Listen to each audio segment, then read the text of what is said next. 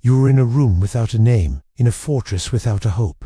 The air you breathe is thick with the damp, earthy smell of stone and the slow rot of ages. Your world is 4 walls of granite, slick with a perpetual film of moisture that weeps from the cracks. There is no sun here. Time is measured not in days or nights, but in the rhythmic drip of water into a puddle in the corner, a sound that has become the metronome of your own fading heartbeat. Your fingers trace the grooves in the rough-hewn wooden bench that serves as your only furniture. You do not remember a world of color, only this endless twilight gray. You do not remember your mother's face or your father's voice. The guards who bring your meager rations of bread and water never speak your name.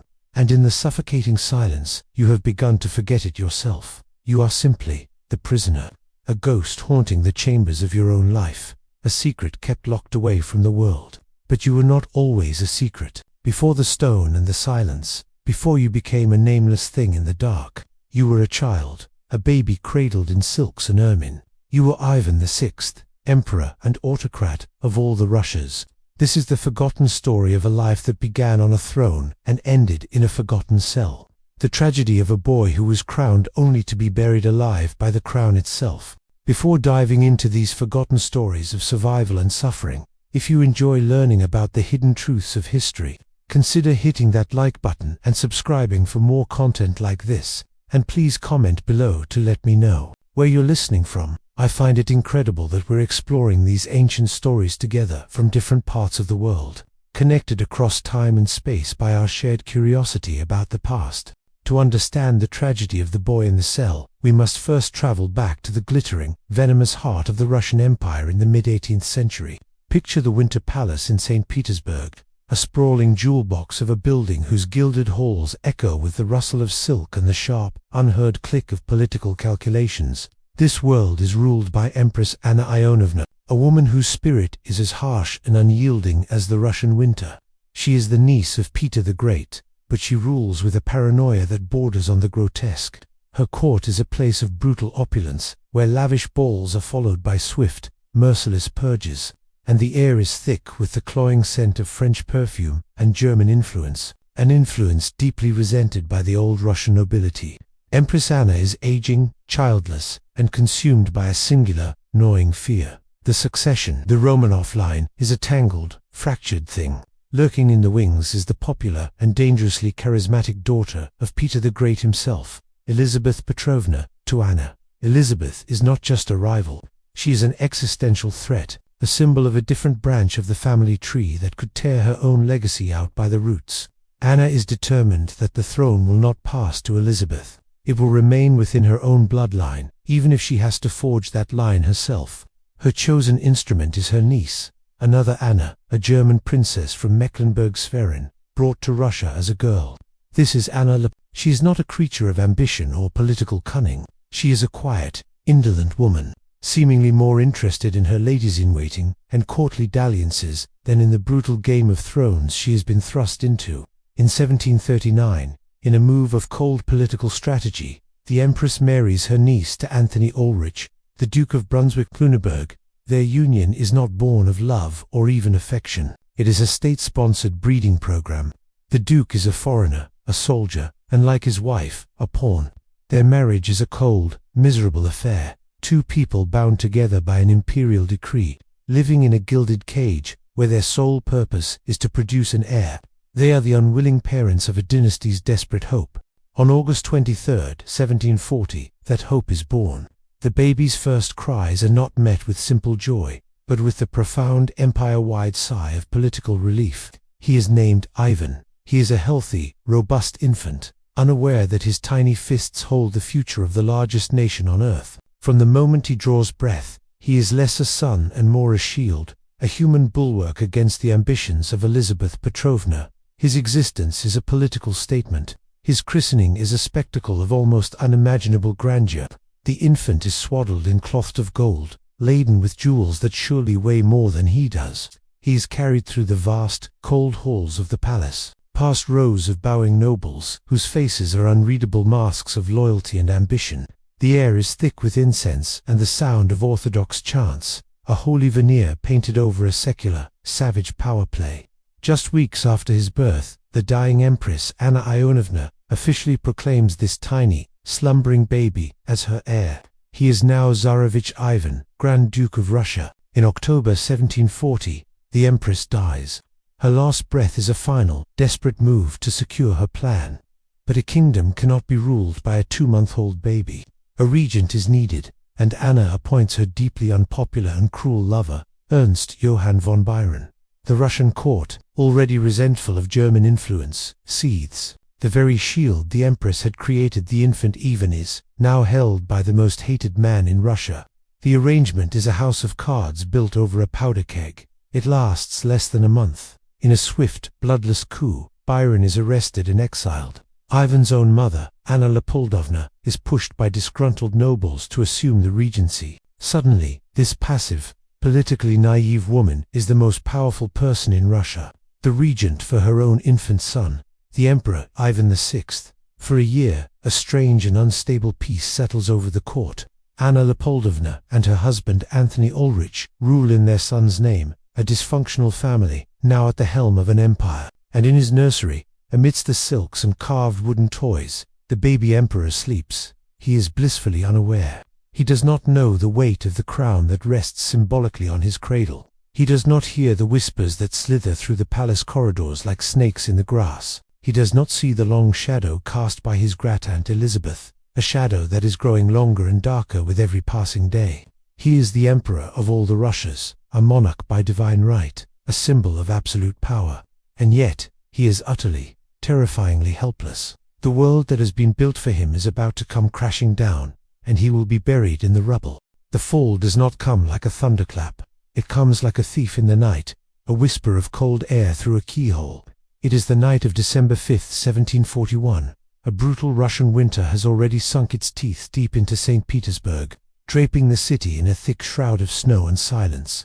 Inside the Winter Palace, the air is warm and still, heavy with the scent of beeswax candles and dying embers in 1,000 fireplaces. The empire sleeps. The regent, Anna Leopoldovna, and her husband, Anthony Ulrich, lie in their vast curtained bed, lost to the oblivious comfort of their own power. In his own opulent nursery, the emperor of all the Russias, Ivan VI, a boy of 16 months, sleeps in a cradle carved with the double-headed eagle of the Romanovs.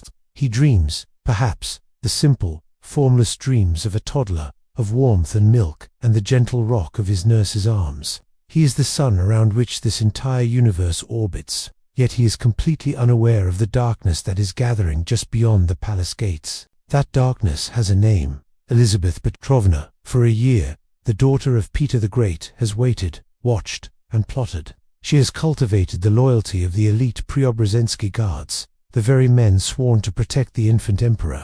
She reminds them of her father, of a purely Russian bloodline, stoking their resentment against the German regents, who speak their language with a foreign accent.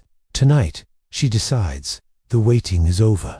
Picture her now, a tall, imposing figure in the freezing night, wrapped in furs, her face illuminated by the flickering torchlight. She stands before the guards, her voice not a shout, but a firm, resonant call to action. Whom do you serve? She asks them. Me, the natural sovereign, or those who have stolen my inheritance? They roar her name in response.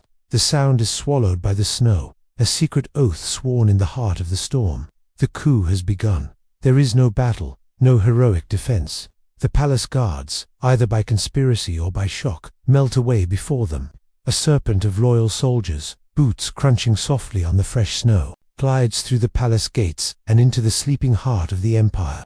They move with a chilling purpose through the labyrinthine corridors, their shadows dancing like long predatory ghouls on the tapestried walls. The bedroom door of Anna Leopoldovna and Anthony Ulrich splinters open. The sound is a violation, a gunshot in a library.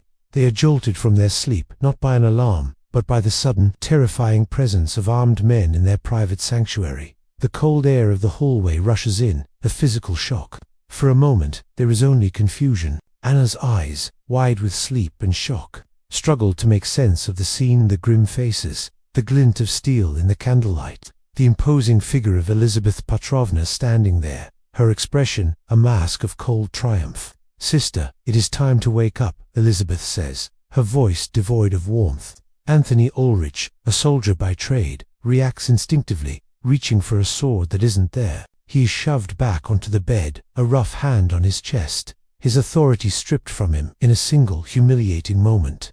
He is a duke, a husband, a father, and in the space of a heartbeat, he has become a prisoner. But it is Anna's reaction that is the most human, the most primal. Her political mind, never sharp to begin with, fails her completely. All she can process is the threat. Her gaze darts around the room, and then her face twists in dawning horror as she understands. Her first thought is not of the throne, not of the empire, but of her son. Ivan, she whispers, the name a prayer. She tries to scramble from the bed, a mother lioness, but she is held back. The soldiers are already moving towards the nursery. Her protests become a desperate, rising shriek that echoes in the cavernous room. It is the sound of a world breaking. The soldiers enter the emperor's chambers. The nursemaids are frozen in terror.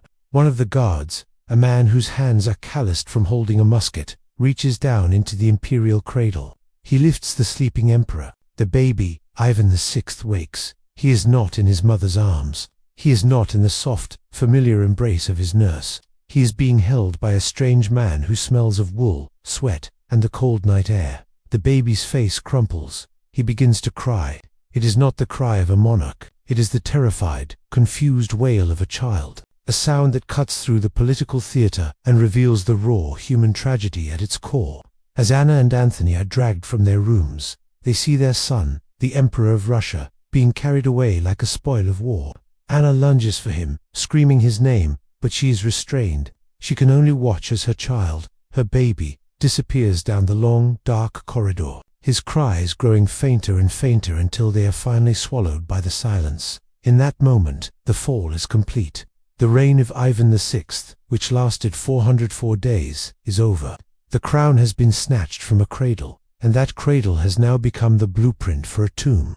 The boy who was born to rule an empire has just taken his first steps on a path that leads only to darkness, silence, and a cell in a forgotten fortress. The journey into nothingness began not with a dungeon, but with a carriage. For the deposed imperial family, Anna Leopoldovna, Antony Ulrich, and their infant children, Ivan and the newly born Catherine, the first stage of their fall was a jolting, endless procession into the vast, unforgiving interior of Russia.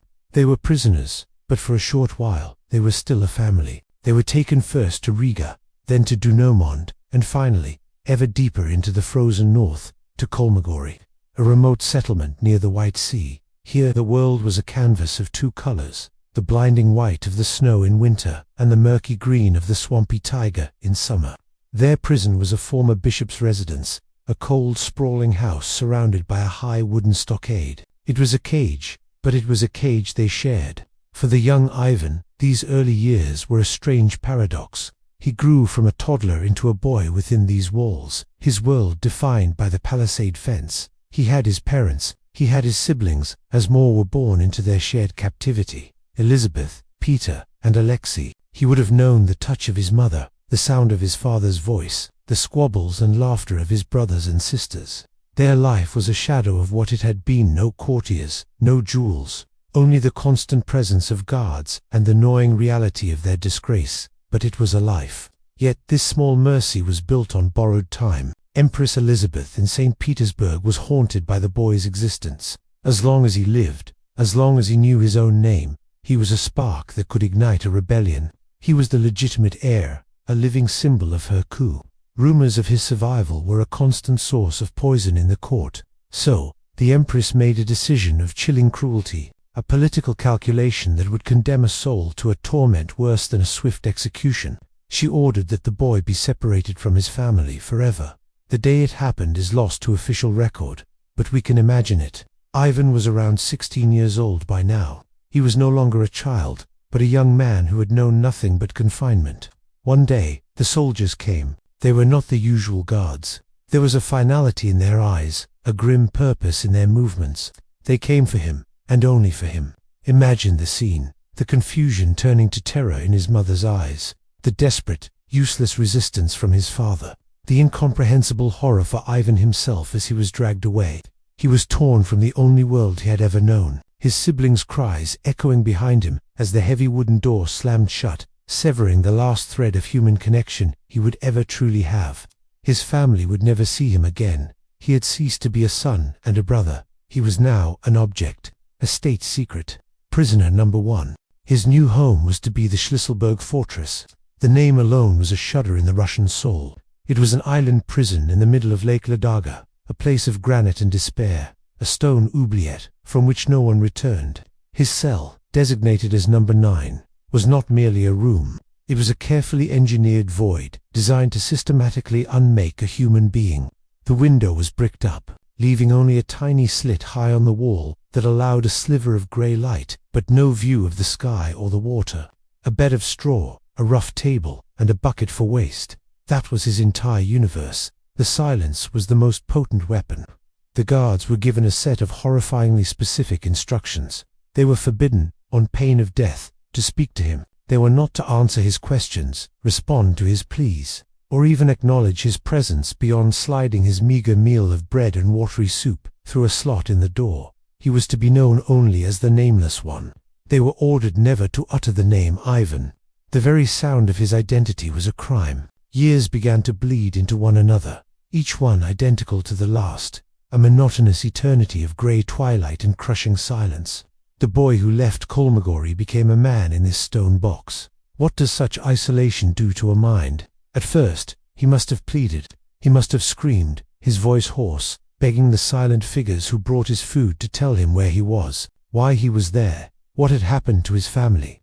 The only response was the scrape of the metal slot opening and closing, the thud of the wooden bowl on the floor, the receding sound of footsteps. His mind, starved of stimulation, began to feed on itself. He would pace the length of his cell, a caged animal, his footsteps the only rhythm in a world without sound. He would talk to himself, his voice a strange, rusty thing in the oppressive quiet, just to remember what language felt like on his tongue. Historical accounts pieced together from the secret reports of his jailers paint a devastating portrait of his decline. He developed a severe stutter.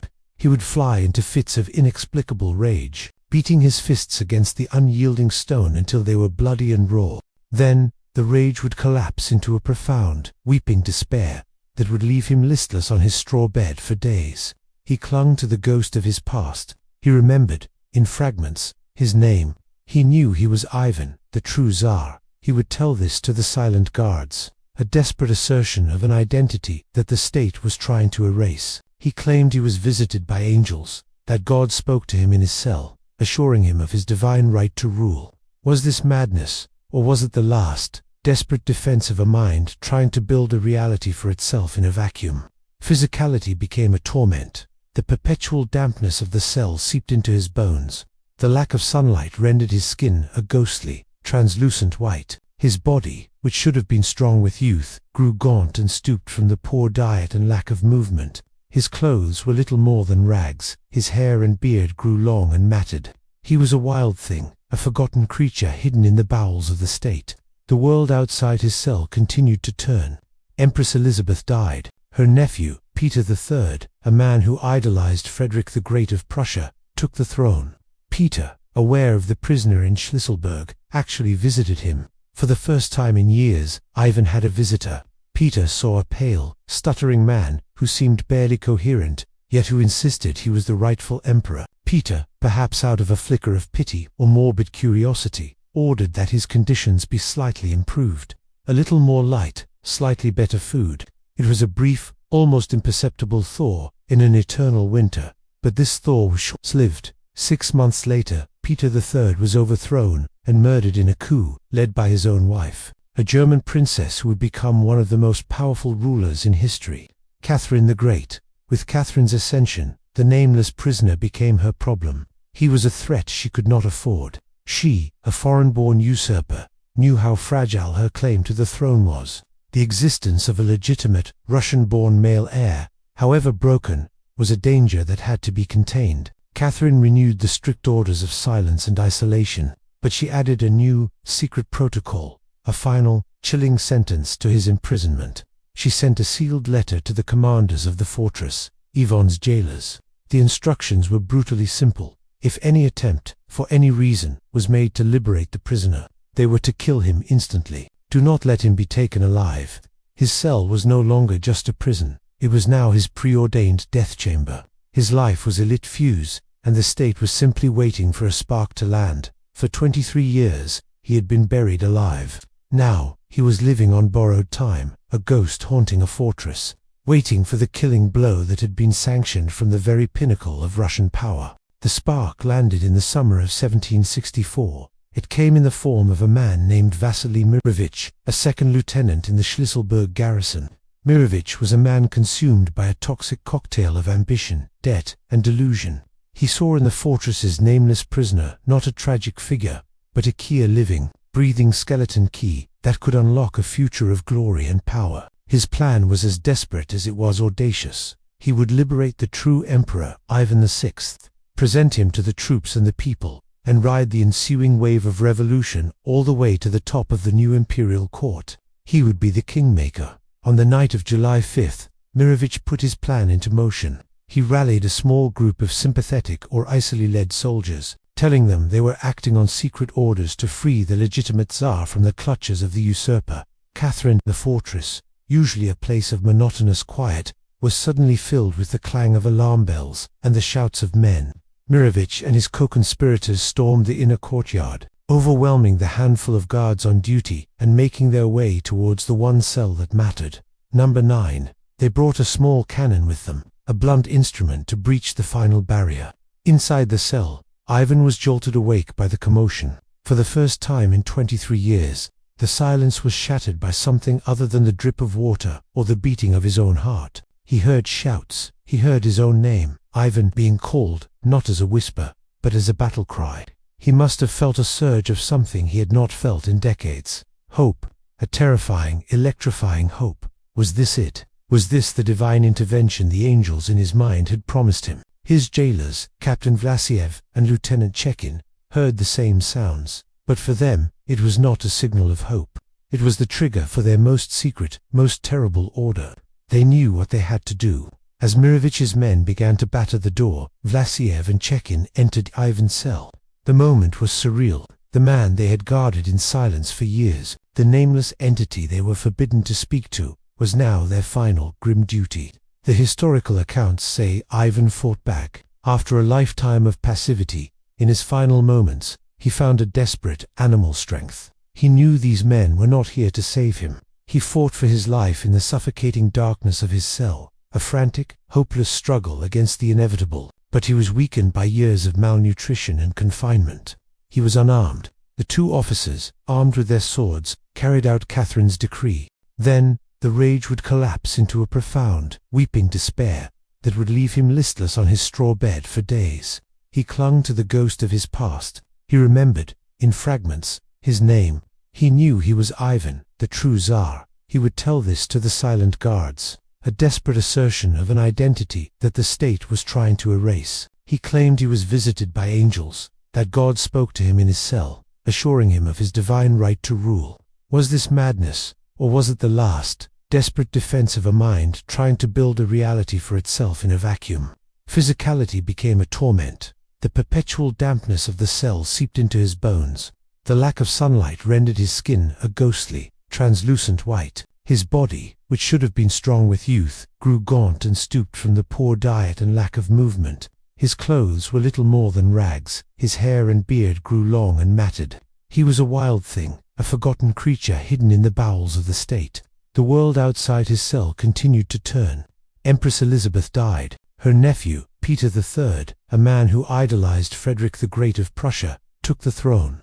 Peter, aware of the prisoner in Schlisselburg, actually visited him. For the first time in years, Ivan had a visitor. Peter saw a pale, stuttering man who seemed barely coherent, yet who insisted he was the rightful emperor. Peter, perhaps out of a flicker of pity or morbid curiosity, ordered that his conditions be slightly improved. A little more light, slightly better food. It was a brief, almost imperceptible thaw in an eternal winter, but this thaw was short-lived. 6 months later, Peter III was overthrown and murdered in a coup led by his own wife, a German princess who would become one of the most powerful rulers in history. Catherine the Great. With Catherine's ascension, the nameless prisoner became her problem. He was a threat she could not afford. She, a foreign-born usurper, knew how fragile her claim to the throne was. The existence of a legitimate, Russian-born male heir, however broken, was a danger that had to be contained. Catherine renewed the strict orders of silence and isolation, but she added a new, secret protocol, a final, chilling sentence to his imprisonment. She sent a sealed letter to the commanders of the fortress, Yvonne's jailers. The instructions were brutally simple. If any attempt, for any reason, was made to liberate the prisoner, they were to kill him instantly. Do not let him be taken alive. His cell was no longer just a prison. It was now his preordained death chamber. His life was a lit fuse, and the state was simply waiting for a spark to land. For 23 years, he had been buried alive. Now, he was living on borrowed time, a ghost haunting a fortress, waiting for the killing blow that had been sanctioned from the very pinnacle of Russian power.